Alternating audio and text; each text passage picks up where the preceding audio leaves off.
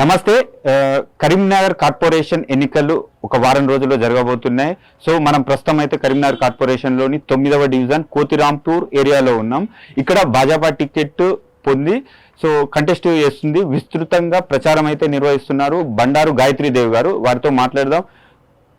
ఇక్కడ డివిజన్ లో ఎటువంటి సమస్యలు ఉన్నాయి, ప్రజలు ఏమంటున్నారు, వాళ్ళ ప్రచారంలో రెస్పాన్స్ ఎలా వస్తుంది అనేది. నమస్తే, చెప్పండి. మొత్తానికి ప్రచారం అయితే విస్తృతంగా నిర్వహిస్తున్నారు. సో ఎలా ఉంది, ప్రజలు ఏమంటున్నారు, మీ డివిజన్ లో ప్రధాన సమస్యలు ఏమున్నాయి?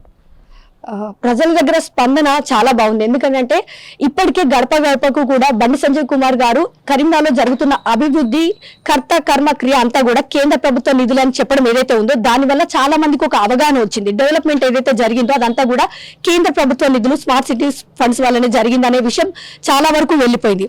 దాంతో పాటుగా అమృత్ స్కీమ్ ద్వారా వచ్చిన ఈ ట్యాప్ వాటర్ ఏదైతే ఉందో అంటే మానేరు పక్కనే ఉంది, కానీ కొన్ని సంవత్సరాల క్రితం మనం చూసుకుంటే మనకి నీటి వసతులు సరిగా లేవు. పక్కనే మానేరు ఉంటది, కానీ ఇక్కడ తాగునీటికి వసతి లేని పరిస్థితి చూసాం.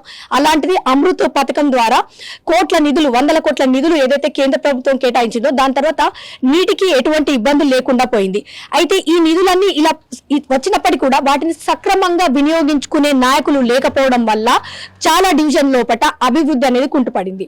దాంట్లో వన్ ఆఫ్ ద డివిజన్ గా చెప్పాలంటే ఓల్డ్ 32 డివిజన్ కూడా ఉంది, పాత 9వ డివిజన్. అంటే ఇప్పుడు డివిజన్ బైఫర్కేషన్ల తర్వాత ఓల్డ్ 32 డివిజన్ లో కొంత భాగము, దాంతో పాటుగా 9th డివిజన్ లో కొంత భాగం అంతా కలిపి కూడా ఒక డివిజన్ అవ్వడం జరిగింది. అయితే ఇందులో మేజర్ పోర్షన్స్ వచ్చేసి కోతిరాంపూర్, అల్కాపురి కాలనీ, గ్యాస్ గోదాం లేనదంతా చెప్తా ఉంటాము. అయితే ఈ వార్డర్ లోపల లోతుగా వెళ్తే అంటే మనం ఇప్పుడు ఎప్పుడైతే కంటెస్ట్ చేయాలి అనుకున్నప్పుడు గల్లీ లోపలికి వెళ్తున్నప్పుడు మనం చూసేది ఏంటంటే చాలా చోట్ల చిన్న చిన్న లేన్స్ ఏవైతే ఉన్నాయో వాటిలో రోడ్స్ అన్ఫినిష్డ్ గా ఉన్నాయన్నమాట. వాటిని అట్లా వదిలేశారు. వారి వ్యక్తిగత కారణాలు కావచ్చు, అక్కడ ఉన్న లోకల్ గా ఉన్న వారు ప్రశ్నించడమో లేకపోతే ఏదైనా చేస్తే ఇక్కడ వేయాల్సిన రోడ్డు డైవర్ట్ చేసిన పరిస్థితులు కూడా మేము చూసాం. నేను అల్కాపురి కాలనీకి వెళ్తే అక్కడ ఒక లేన్ వాళ్ళు ఏం చెప్తున్నా అంటే మీరు అక్కడ శంకుస్థాపన ఉంది చూడండి అని అన్నారు. ఉంది, శంకుస్థాపన ఉంది, రోడ్డు మాత్రం లేదు. ఎందుకంటే అక్కడ ఏమైనా ఇష్యూ రైజ్ అయి ఉండొచ్చు. ఇక్కడ జరగాల్సిన రోడ్డు అభివృద్ధి ఏదైతే ఉందో వాళ్ళకి అనుకూలంగా ఉన్న ఇంకొక చోట వేసుకున్నారు. అంటే ఇది ప్రజలకు సరైన పాలన అందించడంలో వాళ్ళు ఫెయిల్ అయ్యడానికి ఇది ఒక ప్రాపర్ ఎగ్జాంపుల్. దీంతో పాటుగా నేను అల్కాపురి కాలనీలో నేను చూసినట్టయితే ఆంజనేయ స్వామి గుడి దాటగానే ఒక ఇల్లు ఉంటుంది. పాపం చాలా పెద్ద ఆయన ఇంటి ముందట రోడ్ వేశారు, కల్వట్టు కట్టలేదు. మరి డ్రైనేజ్ వాటర్ ఎక్కడ ఇవ్వాలా? ఆ పెద్ద ఆయన ఆ కల్వట్టు గ్యాప్ ఏదైతే ఉందో కట్టకుండా వదిలేసిన గ్యాప్ ని ఆ రోడ్ ని కనెక్టింగ్ కి ఆయన వేసుకుంటే ఆ స్లైడ్ చాలా పెద్దగా ఉంది. రిటైర్డ్ ఎంప్లాయ్ 2 సార్లు పడ్డారంట బండిని ఎక్కించలేక. ఆయన ఎక్కించలేకుండా బండిని అక్కడ వదిలేసాను. అంటే ఇలాంటి మేము కలిసినప్పుడు చిన్నగా వాళ్ళు చెప్తున్న ఇష్యూస్ ఏవైతే ఉన్నాయో అంటే వాళ్ళకు ఇది రోడ్ వేసేద్దాం, మనకు పేరు వస్తుంది, కొబ్బరికాయ కొట్టేద్దామని చేసింది. కానీ మరి అక్కడ కల్వట్టు కట్టకుండా రోడ్ వేసుకుంటే అక్కడ ఉన్న ఇంటికి ఆ డ్రైనేజ్ వాటర్ ఎట్లా పోతుంది అనే మినిమం కామన్ సెన్స్ లేకుండా కట్టిన రోడ్లు కూడా మేము చూసాం. అంటే ఇక్కడ కరీంనగర్ స్మార్ట్ సిటీ 100 కోట్ల నిధులు వస్తున్నాయి. ఇది అభివృద్ధి అంటే కాకపోవడానికి గల కారకులు ఎవరు అసలు? ఇప్పుడు డబుల్ ఇంజన్ సర్కార్ అని మేము ఊరికనే అనలేదండి. కేంద్రంలో బీజేపీ, ఇక్కడ కూడా బీజేపీ ఉన్నట్టయితే అంటే వచ్చిన నిధులను సక్రమంగా మనము వినియోగించుకునే అవకాశం ఉంటుంది ఇక్కడ బీజేపీ కార్పొరేటర్ ఉన్నట్టయితే. దీంతో పాటుగానే మనం అడిషనల్ ఫండ్స్ కూడా తెచ్చుకునే అవకాశం ఉంటుంది. అయితే ఇక్కడ ఉన్న నాయకులు ఎంతసేపటికి కూడా తెచ్చిన నిధులను బీజేపీ అని చెప్పడానికి నోరు రాదు. ఒక విషయం సరే తెచ్చినా కూడా మనకు అనుకూలంగా ఉన్న కొన్ని చోట్ల పెట్టుకుంటాం. కూడా ఒకటి అడుగుతానండి, డెవలప్మెంట్ ఓన్లీ అల్కాపురి కాలనీలోనే ఎందుకు జరిగింది? ఎందుకు మరి రోడ్ అవుతారు మనం వెళ్దాం, గ్యాస్ గోదాం నాతో రండి నేను చూపిస్తా. ఎందుకు ఆ గల్లీలలో మనకి రోడ్లు అట్లా ఉన్నాయి అంటే ఎందుకు? అక్కడ వాళ్ళ పరిస్థితి ఏంది అంటే వాళ్ళు ఓట్లు వేయలేదా? వాళ్ళు మనుషులు కాదా? ట్యాక్స్లు ఎందుకు కట్టారు? బరాబర్ కట్టకపోతే ఎవరు ఊరుకుంటారు? మున్సిపల్ కార్పొరేషన్ ఊరుకుంటుందా? ఇన్ని చేసినాక కూడా చిన్న లేన్స్ మెయిన్ రోడ్డు మీద అటు ఇటు దారి మధ్యలో డ్రైనేజ్ వాడుతూ ఉంది. రోడ్డే లేదు, మట్టి రోడ్డు. మనం కరీంనగర్ స్మార్ట్ సిటీ అని చెప్పుకుంటా ఒక వైపున మట్టి రోడ్లు డ్రైనేజీలు కనబడుతున్నాయి. అంటే అక్కడ లోకల్ గా ఉన్న బీజేపీకి సంబంధం లేని నాయకులు ఎవరైతే కార్పొరేటర్ అయ్యారో వాళ్ళ వల్లనే ఈ దుస్థితి లభించింది మనకి.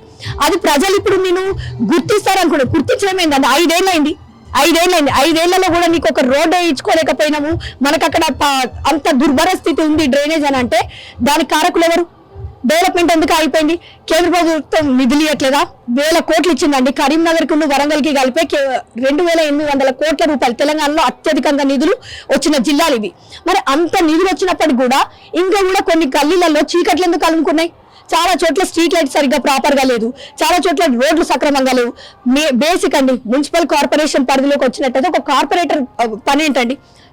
సరైన డ్రైనేజీలు ఉన్నాయా లేదా, మంచి రోడ్లు ఉన్నాయా లేదా, స్ట్రీట్ లైట్స్ బాగున్నాయా లేదా, డ్రైనేజ్ మౌలిక వసతులు బేసిక్ చెప్పాలంటే బేసిక్ ఫెసిలిటీస్ అండి. మనం బేసిక్ ఫెసిలిటీస్ కూడా ఇవ్వలేక ఏదో ఎలక్షన్ వచ్చిన ముందు రోజు నాడు 1000-2000 రూపాయలు ఇచ్చేసి మన బుద్ధి పుట్టినప్పుడు పోయి కాళ్ళ మీద పడిపోతే ఇది కాదు కదా. కాళ్ళ మీద పడ్డం ఎంతసేపు అండి, పడతాం, రోజు పడతాం, పొర్రుదండాలు వేస్తాం, కాళ్ళ మీద పడతాం, పోతాం. రేపు 5 ఏళ్ళు పరిస్థితి ఏంది, 5 ఏళ్ళు అదే మట్టి రోడ్డు మీద నడవాలి, కాళ్ళ మీద పడితే సరిపోతుందా? 5 ఏళ్ళు అదే డ్రైనేజ్ కంపు చూసుకుంటూ ఉండాలి. వీటన్నిటితో పాటు అతి పెద్ద సమస్య కేవలం కోతిరాంపూర్ కాదు, హౌసింగ్ బోర్డు కాలనీ వరకు కూడా, అటు కాపువాడ వరకు కూడా ఉన్న ఈ డంప్ యార్డ్ ఏదైతే ఉందో ఆ డంప్ యార్డ్ వల్ల అక్కడ ఖాళీ అంటుకొని దాని తర్వాత చల్లార్చిన తర్వాత ఈ పొగ ఏదైతే ఉందో అది ఎటు గాలి వీస్తే అటు వైపున ఒక 10 డివిజన్ల పెట్టి అది పారుతా ఉంది. దాని వల్ల కేవలం వాసన కాదు, అండర్ గ్రౌండ్ లో ఉన్న అంటే బయోలాజికల్ వేస్ట్ ని కూడా అందులో వేయడం వల్ల ఏమవుతుందనంటే అది డిఫరెంట్ కెమికల్ గ్యాసెస్ అన్ని కూడా ఎమిట్ అయిపోయి మీథేన్ గ్యాస్ ప్రొడ్యూస్ అయిపోయి అక్కడ అంటుకున్న మంటలన్నింటినీ కూడా ఫైర్ ఇంజన్లు తెచ్చి ఆపినా కూడా ఆపలేని పరిస్థితి ఉంది. దీంతో పాటుగానే అక్కడ ఉన్న గ్రౌండ్ వాటర్ కూడా పొల్యూట్ అయ్యే ఛాన్స్ ఉంది. మీరు అబ్జర్వ్ చేస్తే ఆటోనగర్ అటు వెళ్తే చాలా మందికి అలర్జీస్ ఉన్నాయి, లంగ్స్ ఇష్యూస్ ఉంది, శ్వాసకోశ ఇబ్బందులు ఎదుర్కొంటున్నారు. చిన్న పిల్లలకైతే అలర్జీస్ తో కూడుకొని చాలా చిన్న ఏజ్ లోనే వాళ్ళ హెల్త్ మీద ఎఫెక్ట్ పడిపోయి వాళ్ళ ఆయుష్ తగ్గే పరిస్థితి ఉంది. సరేనండి, ఒకసారి వచ్చిపోతేనే మాస్కులు పెట్టుకుంటున్నాం, ముక్కు మూసుకుంటున్నాం, మరి అక్కడే బతికేటోడి పరిస్థితి ఏంది? అక్కడే ఇల్లు కట్టుకునే పరిస్థితి ఏంది? ఇల్లు ఇచ్చిపెట్టిపోతాడా? అక్కడ ఉద్యోగం చేసుకుంటే పరిస్థితి ఏంది? పొద్దున 8 వస్తే సాయంత్రం 8 దాకా 12 గంటలు అదే ఆటోనగర్ లో బతకాలి. మరి వాళ్ళ పరిస్థితి ఏంది? సరే, మనం 2 నిమిషాలు వీడియో చేయడానికో మాట్లాడడానికి పోతే ఖర్చులు కట్టుకుంటాం అన్నయ్య. మరి వీళ్ళు బతికెట్లా? వాళ్ళని ఎవరు పట్టించుకోవద్దా? మరి ఈ సమస్య ఎప్పుడు మొదలైంది కరీంనగర్లో? కరీంనగర్కి డంప్ యార్డ్ వచ్చి 2 దశాబ్దాలు అయింది అంటున్నాం. అప్పుడు ఏ ప్రభుత్వం ఉందండి? కరీంనగర్లో ఏ ప్రభుత్వం ఉంది? కాంగ్రెస్ పార్టీ అధికారంలో ఉన్నప్పుడు ఇక్కడ డంప్ యార్డ్ వచ్చింది. ఎట్లా రాణిస్తారండి? కరీంనగర్ లో ఈ డంప్ యార్డ్ ఏమన్నా 15-20 కిలోమీటర్ల దూరం ఉందా? అప్పుడు కోతిరాంపూర్ ఉందిగా. మరి కోతిరాంపూర్కి ఉన్న డంప్ యార్డ్కి ఎన్ని కిలోమీటర్ల దూరం ఉంది? అంటే నగరానికి ఇంత దగ్గరగా డంప్ యార్డ్ పెడితే రాబోయే తరంలో సిటీ పెరుగుతున్న తరుణంలో మున్సిపల్ కార్పొరేషన్ అవుతున్న తరుణంలో మనకి ఎన్ని మెట్రిక్ టన్నుల చెత్త జమ అవుతుందని మినిమం అవగాహన లేని వాళ్ళు కార్పొరేటర్ల అలాంటి వాళ్ళు ఆ రోజు కాంగ్రెస్ పార్టీలో ఉన్నోళ్ళు ఆ డంప్ యార్డ్ గుట్టలను తయారు చేస్తే దాన్ని ఆ గుట్టలను పెంచి పోషించింది బీఆర్ఎస్ ప్రభుత్వం. గత పాలకుల చెత్త నిర్వహణ వల్ల ఆ చెత్త గుట్టలుగా పేరుకపోయింది. మరి ఈ రోజు అలాంటి వాళ్ళనే మళ్ళీ తీసుకొస్తామా? బయోలాజికల్ వేస్ట్ అండి. అంటే మనము హాస్పిటల్ వాళ్ళు కూడా ఎట్లా తయారైందంటే హాస్పిటల్ వేస్ట్ ని మనము సపరేట్ గా చేస్తే బెడ్ కింద చొప్పున ఛార్జీలు కట్టాలి, ఎక్కడ డబ్బులు ఖర్చు అవుతుంది అని చెప్పేసి ఆ బయోలాజికల్ వేస్ట్ కూడా సర్జరీ చేసిన కాళ్ళు చేతులు చచ్చిపోయిన చిన్న పిల్లల బాడీస్ కూడా తీసుకొచ్చి డంప్ యార్డ్ లో పడేస్తున్నారు. ఎంత అమానుషకర సంఘటనలు మనం చూడాల్సి వస్తున్నది. అంటే డంప్ యార్డ్ అనే దాని గురించి మాట్లాడాలంటే ఒక రోజు సరిపోదు. 2 దశాబ్దాల బాధ ఇది, ఒక రోజు కాదు. కాంగ్రెస్ పాలకుల తెచ్చిన ఈ దరిద్రం బీఆర్ఎస్ హయాంలో గుట్టలుగా వేరుకపోయింది. అయితే దాన్ని ఇప్పటికి కూడా వాళ్ళకి కొంచెమన్నా అంటే మనస్సాక్షి అనేది ఉంటే సిగ్గా ఉండాలి. మనస్సాక్షి సిగ్గు అనిపిస్తే వాళ్ళు రిప్రజెంటేషన్లకు పరిమితం కారు.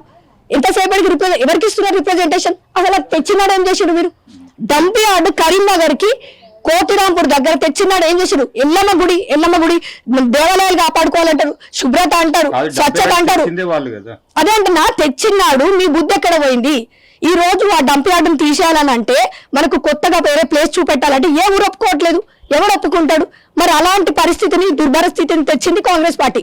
మరి ఈ రోజు కాంగ్రెస్ పార్టీ నాయకులు కానివ్వండి, బీఆర్ఎస్ పార్టీ వాళ్ళు ఏం చేయాలని బీఆర్ఎస్ పార్టీ నాయకులు కానివ్వండి, ఏ ముఖం పెట్టుకొని Kothirampur Alkapur colony housing board వరకు కూడా ఓట్లు అడుగుతారు? ఇంత పెద్ద సమస్యని కళ్ళ ముందర పెట్టి ప్రజల ప్రాణాలతో చెలగాటం ఆడుకుంటా ఎట్లా ఓట్లు అడుగుతారు? మళ్ళీ జనాలు ఎట్లా నమ్మబోతున్నారు వాళ్ళని? నేను ఈ రోజు బీజేపీ పార్టీ తరఫున ఒక సాధారణ కార్యకర్తగా ఉన్న సమయంలోనే డంప్ యార్డ్ ఇష్యూ పైన గత 4-5 ఏళ్లుగా పోరాటం చేయడం జరిగింది. ఈ ప్రధాన సమస్యను మీరు కేంద్ర మంత్రి వర్యులు బండి సంజయ్ గారి దృష్టికి తీసుకెళ్లడం జరిగిందా? వారు ఎలా స్పందించారు? చాలా సార్లు మేము ఈ ఇష్యూని ఎంతో మందికి రిప్రజెంటేషన్ ఇచ్చాము. ముఖ్యంగా మా బండి సంజయ్ కుమార్ గారు కేంద్ర సహాయ శాఖ మంత్రులు అయినప్పటి నుంచి వారికి ఇచ్చిన రిప్రజెంటేషన్ తర్వాత వారు సెంట్రల్ మినిస్టర్ మనోహర్ లాల్ ఖట్టర్ గారి కరీంనగర్ వచ్చిన సందర్భంలో వారితోటి డంప్ యార్డును చూపించి అదే స్టేజ్ పైన ఈ డంప్ యార్డ్ నిర్మూలన కోసం వారు హామీ ఇవ్వడం జరిగింది. ఈ స్టేట్మెంట్ అనేది కేవలం కేంద్రంలో ఉన్న బీజేపీ పార్టీ వల్లనే సాధ్యమైంది. ఇక్కడ కరీంనగర్ లో ఉన్న కేంద్ర మంత్రి వర్యులు బండి సంజయ్ కుమార్ గారు బీజేపీ పార్టీకి సంబంధించిన వ్యక్తి అయినందువల్లనే ఇది సాధ్యమైంది. వారు హామీ ఇచ్చారు, కానీ ఏం లాభం అండి? వాళ్ళు నిధులిస్తున్నారు, ఏం లాభం? ఈ డంప్ యార్డ్ గుట్టలను క్లియర్ చేయాలంటే, మనం ఇక్కడ నుంచి క్లియర్ చేయాలంటే, కొత్త చెత్తను ఆపాలంటే వేరొక ప్లేస్ చూపెట్టాలి. అదెవరి బాధ్యత? రాష్ట్ర ప్రభుత్వ బాధ్యత. ఇప్పటి వరకు కూడా ఒక ప్లేస్ చూపెట్టలేదు. చెప్తున్న కారణం మీద ఎవరు ఒప్పుకోవట్లేదు. మరి ఎవరు ఒప్పుకొని ఈ దరిద్రాన్ని తీసుకొచ్చి కరీంనగర్ నెత్తి మీద పెట్టిన దరిద్రులు ఎవరు? కాంగ్రెస్ పార్టీ వాళ్ళు కాదు. ఈ రోజు ఆ దరిద్రం చేసి మళ్ళీ ఏమవుతుందిలే, ఎన్ని చేసినా కూడా జనాలు వెర్రోలు అంటే ఒక ఉంటది కదండి, కోడి కంట మొత్తం ఈకలు బీకేసి మళ్ళీ దానికి 4 బియ్యం గింజలు వేయంగా ఎవరు కోడి ఈకలు బీకింటో వాడు ఎవడో అనేది కూడా మర్చిపోయి వాళ్ళ దగ్గరికి వచ్చి తింటదని చెప్పేసి తిని మళ్ళీ అవి బలైపోతుంది అన్నట్టుగా జనాలు కూడా అట్లే తయారైరు. మనకి దరిద్రం తెచ్చిన వాళ్ళు ఎవరైతే ఉన్నారో వాళ్ళెవరు అనేది తెలిసినాక కూడా మళ్ళీ ఎన్నికల ముందు ఇచ్చే తాయిలాలు, క్వార్టర్ బాటిళ్లు, బిర్యానీలు, పైసల కోసం ఆశపడి 5 ఏళ్ల వాళ్ళ జీవితాన్ని సర్వనాశనం చేసుకుంటున్నారు. కాబట్టి నేను ఒకటే చెప్తా ఉన్నాను, కరీంనగర్ అభివృద్ధికి బీజేపీ కట్టుబడి ఉంది. ఇక్కడ ఉన్న డంప్ యార్డ్ నిర్మూలన కోసం కూడా బీజేపీ హామీ ఇచ్చింది. ఇక్కడ ఉన్న నాయకులు ఎవరైనా అంటే బండి సంజయ్ కుమార్ గారు పబ్లిక్ ప్రజా వేదికగా ప్రమాణాలు చేపించారు, మేము ఎటువంటి కబ్జాలు చేయము, మేము ప్రజలకు అన్యాయం చేయము అని చెప్పి. గత పాలకుల పైన కబ్జాల కేసులు ఉన్నాయి. గత పాలకులు కబ్జాలు చేసిన చరిత్ర ఉన్నది. బినామీలు ఉండొచ్చు, నిజాలు తెలీదా? నేను ఒప్పుకుంటాను, బినామీల పేర్ల మీద ఉండొచ్చు, నిజాలు తెలీదా? వాస్తవాలు.